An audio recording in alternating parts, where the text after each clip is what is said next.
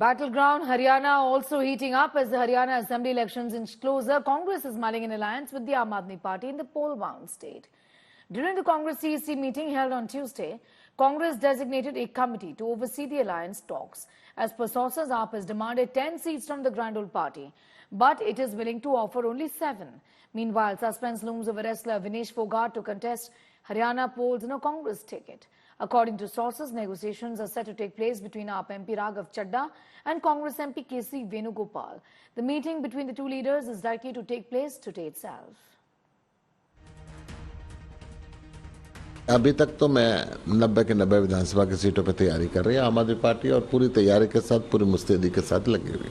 संजय सिंह जी हमारे वरिष्ठ नेता हैं, हमारे राष्ट्रीय नेता हैं। वो जो बात कहेंगे कुछ सोच समझ के ही कहेंगे, परंतु मेरे से मेरी हाईकमांड जब पूछेगी तो मैं उनको बताऊंगा। आम आदमी पार्टी के साथ अलायंस की बात जो है it is in a very very primitive mode, उसको एक्सप्लोर कर रहे हैं और उसके लिए आपको आगामी 2-3 दिन में कुछ नतीजा कुछ डेवलपमेंट होगा तो बताया जाए। विनेश फोगाट या बजरंग पुनिया का नाम नहीं है, उसके बारे में भी मैं समझ रहा हूँ, परसों तक कोई क्लैरिटी हो जाएगी। राहुल जी और कांग्रेस पार्टी का जाति जनगणना को लेकर स्टैंड बहुत क्लियर है।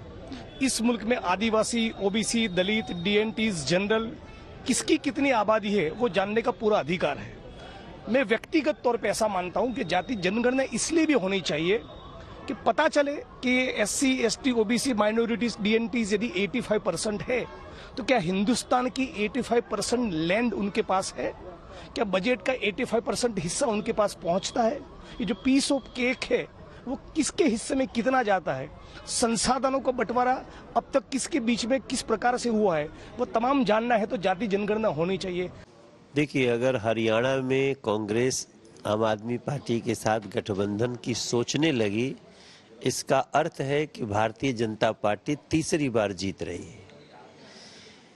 गठबंधन की तलाश किसी को तभी होती है जब वो कमजोर होता है, और हरियाणा की कांग्रेस दिखाने में लगी थी मगर वो बहुत कमजोर हो चुकी है। और चाहे सुरक्षा का मामला हो, चाहे किसानों के समर्थन का मामला हो, किसानों के हित का मामला हो, उसमें भारतीय जनता पार्टी सैनी जी के मुख्यमंत्री बनने के बाद और भी लोगों के दिलों के करीब आई है।